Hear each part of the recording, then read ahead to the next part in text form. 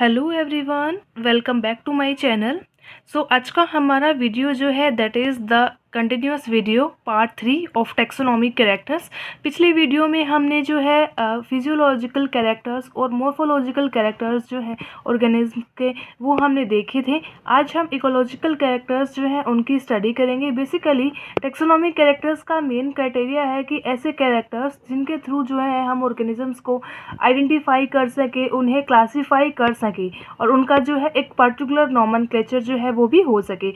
तो हम ecological characters के बेस पर भी ये काम जो है वो कर सकते हैं और इसके बारे में जो है वो बहुत सारे जो फील्ड नेचुरलिस्ट हैं और इकोलॉजिकल एक्सपेरिमेंटलिस्ट जो हैं उनके जो किए हुए वर्क्स हैं, जिन्होंने काफ़ी साल जो है इस पर्टिकुलर फील्ड में लगाए हैं, उनसे हमें काफ़ी कुछ पता चलता है। जैसे कि एक पर्टिकुलर स्पीसीज़ जो होती है किसी भी एक पर्टिकुलर एनिमल की, उसकी एक फिक्स्ड रेंज जो है वो होती है टॉलरेंस की, एक हैबिटेट की, उनकी फूड की, ब्रीडिंग सीजन की और बाकी अदर इकोलॉजिकल फैक्टर्स भी हैं।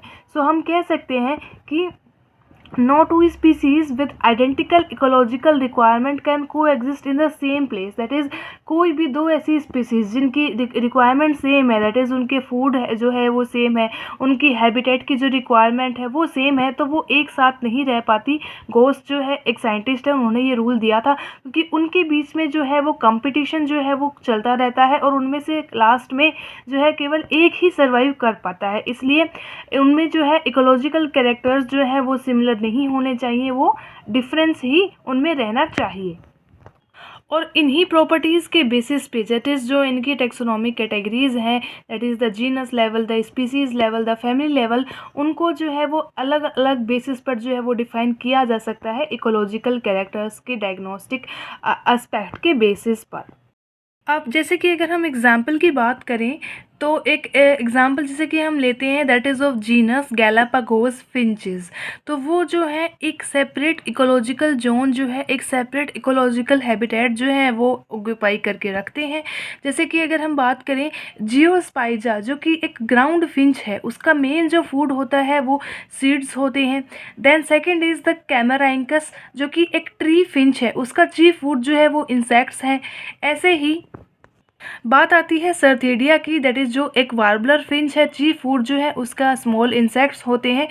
तो इनकी जो फूड हैबिटेट है, फूड की जो रिक्वायरमेंट्स हैं, उनके बेसिस पर जो इनकी जो डिफरेंसेस हैं उनको जो है हम आइडेंटिफाई कर सकते हैं और ये जो है इकोलॉजिकल कैरेक्टर्स की कैटेगरी में ही आते हैं। अब इकोलॉजिकल कैरेक्टर्स की जब हम बात करते हैं तो इनमें और भी ज़्यादा इनका जो प्रैक्टिकल एस्पेक्ट जो है वो लाई करता है, दैट इज़ ये सिबलिंग स्पीसीज़ जो है उनके बीच में भी जो है डिफ्रेंशिएशन करने में हेल्पफुल रहती हैं।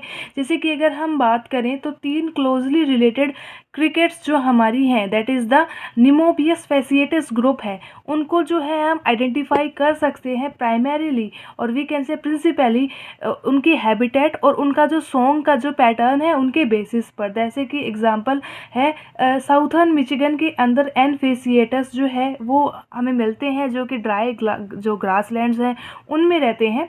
देन एन सोसियस दैट इज़ जो कि मार्शेस के अंदर रहते हैं। And at last that is the एन टिन्यूलस जो कि होक ओक हिकोरी जो फॉरेस्ट हमारे हैं उनके अंदर जो है हमें पाए जाते हैं। तो इनकी हैबिटेट के बेस पर जो है हम इन्हें डिफरेंशिएट कर सकते हैं और इनको अगर हम जब मॉर्फोलॉजिकली देखते हैं तब इनका जो डिफरेंशिएशन है वो आसान नहीं होता, उनको वहाँ जो है हम जो है डिफरेंशिएट नहीं कर पाते।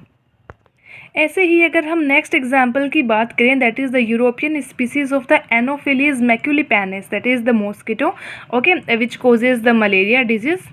So these group differ more in ecological than in the morphological character, that is morphologically जो है externally हम इनको देख के जो है वो differentiate नहीं कर पाते, लेकिन अगर हम इनकी habitat की conditions को देखें, ओके, इनकी hibernation patterns को देखें, तब इन जो है हम इन्हें identify कर सकते हैं। ये एक टेबल है, that is the species मेलानोन, habitat इनकी राइस फील्ड्स हैं, फ्रेश वाटर टाइप जो है ये प्रेफर करते हैं, हिबरनेशन की जो प्रॉपर्टी है वो इनमें नहीं देखी जाती और मलेरिया के डिजीज़ के जो कैरियर हैं वो ये नहीं होते। Just like the same that is the मिसी, मैक्यूलिपेनिस, ओके, लेब्रानकी एंड द सिकेरोवी। तो इनके सबकी जो है वो हैबिटेट जो है वो डिफ़र करती है, ये वाटर टाइप कौन सा प्रेफर करते हैं वो डिफ़र करते हैं, और इनकी जो मलेरिया कैरियर कैरिंग की जो प्रॉपर्टी है वो भी डिफ़र करती है। सो ये जो है सारे इकोलॉजिकल कैरेक्टर्स के बेसिस पर ही हम इन्हें जो है वो आइडेंटिफाई या डिफ्रेंशिएट जो है वो कर पाते हैं। नेक्स्ट जब हम इकोलॉजिकल कैरेक्टर्स की बात करते हैं तो उसके अंदर एक इम्पोर्टेंट एस्पेक्ट जो आता है that is the host parasite relationship. That is इनकी हेल्प से जो है एक टैक्सोनॉमिस्ट जो है वो काफ़ी ज़्यादा नॉलेज जो है वो एक्वायर कर सकता है। जैसे कि अगर हमें पैरासाइट की नॉलेज जो है उससे जो है हम डिफरेंस जो है वो पता कर सकते हैं होस्ट के ग्रुप के। दैट इज़ होस्ट जो है वो ऑर्गेनिज्म होता है बेसिकली जिस पर जो है पैरासाइट रिसाइड करता है, और इसे जो है हम कहते हैं host discrimination. And also host की जो नॉलेज है उससे भी हम पैरासाइट्स जो है उनके बीच में डिफरेंसेस जो है वो पता कर सकते हैं। इस प्रॉपर्टी को जो है या इस मेथड को जो है हम पैरासाइट डिस्क्रिमिनेशन जो है वो कहते हैं। तो सबसे पहले होस्ट डिस्क्रिमिनेशन की जब हम बात करते हैं तो method of using the differences in the parasites और the commensal to distinguish between the exceedingly similar sibling species is very useful. That is कि होस्ट का डिस्क्रिमिनेशन हमें जो है करना है, दैट इज़ आइडेंटिफाई करना है दो होस्ट के बीच में जो डिफरेंसेस हैं।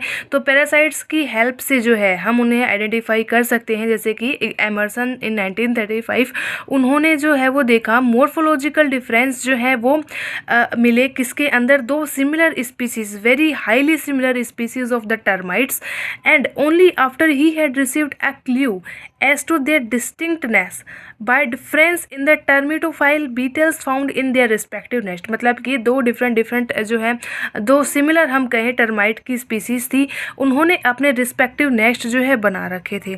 अब उन नेस्ट के अंदर जो है उनमें हमें मिले बीटल्स, दैट इज़ पैरासाइट हम उन्हें कह सकते हैं, जो कि टर्माइट्स के ऊपर फीड करते हैं और उन्हीं के नेस्ट में जो है उनकी प्रेजेंस हमें देखने को मिलती है। तो एमर्सन ने टर्माइट्स की स्टडी ना करके जो टर्मिटोफाइल बीटल्स थे उनकी स्टडी करके और उनके बीच में जो है डिफरेंसेस को एनालाइज करके जो है इनके जो है टर्माइट्स हैं उनके बीच में जो है डिफरेंसेस जो है वो आइडेंटिफाई किए। So this is the main thing about the host discrimination. एक और एग्जांपल अगर हम इसी कैटेगरी का देखें तो वो आता है फ्लैमिंगोज, दैट इज़ द फोनिकोप्टेराई।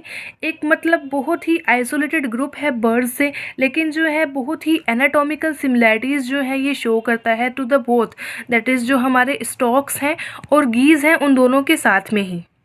लेकिन जब हमें डिफरेंस और भी पता करने हो या सिमिलैरिटी हमें पता करनी हो कि बर्ड्स जो है वो स्टॉक्स जो है हमारे उनके साथ ज़्यादा रिलेशन में है या फिर जो गीज़ हैं उनके साथ उनका जो रिलेशन जो है वो ज़्यादा है, इसके लिए बेसिकली जो है हम स्टडी या ऑब्ज़र्व करते हैं Mallophaga, that is the bird lice of the flamingos.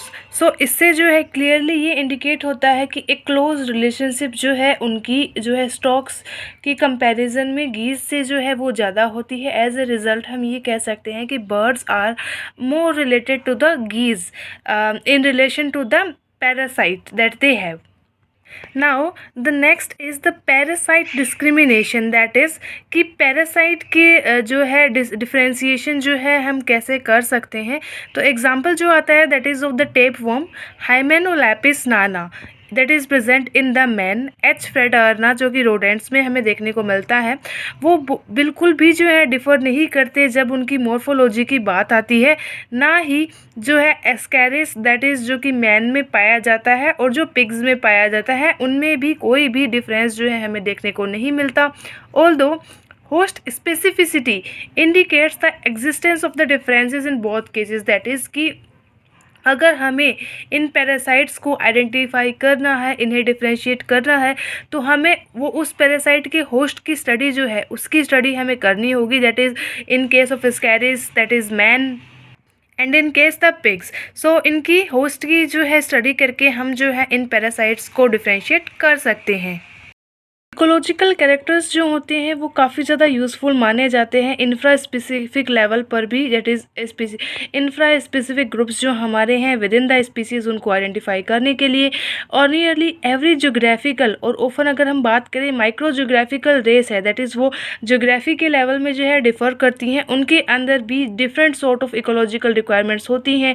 जैसे कि बर्ड्स की ही अगर हम बात करें with in a particular geographical area, तो कुछ ऐसे बर्ड्स होते हैं जो कि ट्रीज़ के ऊपर अपने नेस्ट लगाते हैं, कुछ ऐसे होते हैं जो कि रॉक्स के ऊपर जो है अपना नेस्ट बनाते हैं। तो ये जोग्राफिकल कैरेक्टर्स भी उनमें इकोलॉजी के रिस्पॉन्स में वेरी करते हैं।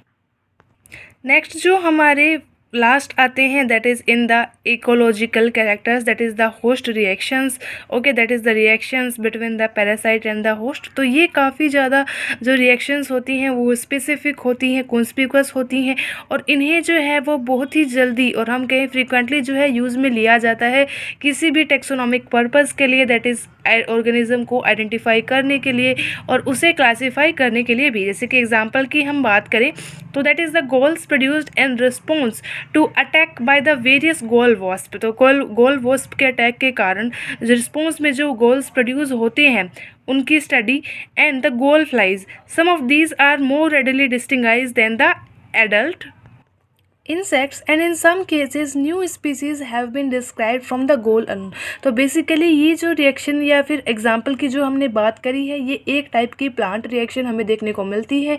गोल वॉस्प के रिस्पॉन्स में गोल्स जो है एक पर्टिकुलर प्लांट जो है वो प्रोड्यूस करता है, और उस पर्टिकुलर गोल के प्रोडक्शन से ही जो है हम आइडेंटिफाई कर पाते हैं कि इंसेक्ट जो है वो एडल्ट है या फिर जो है वो उसकी कौन सी स्टेज जो है वो है मेच्योर स्टेज है, अर्ली स्टेज है, दैट ऑल्स। सो या इकोलॉजिकल कैरेक्टर्स की हेल्प से जो है हम बहुत ज़्यादा जो है ऑर्गेनिजम्स को आइडेंटिफाई कर पाते हैं, उनको क्लैरिफाई कर पाते हैं और उनको क्लासीफाई भी कर पाते हैं। सो this is all about the ecological characters, that is the taxonomic characters, and stay tuned for the next video in which we will be going to discuss the geographical characters and the ethological characters on the basis of which organisms are classified, identified. Thanks for watching.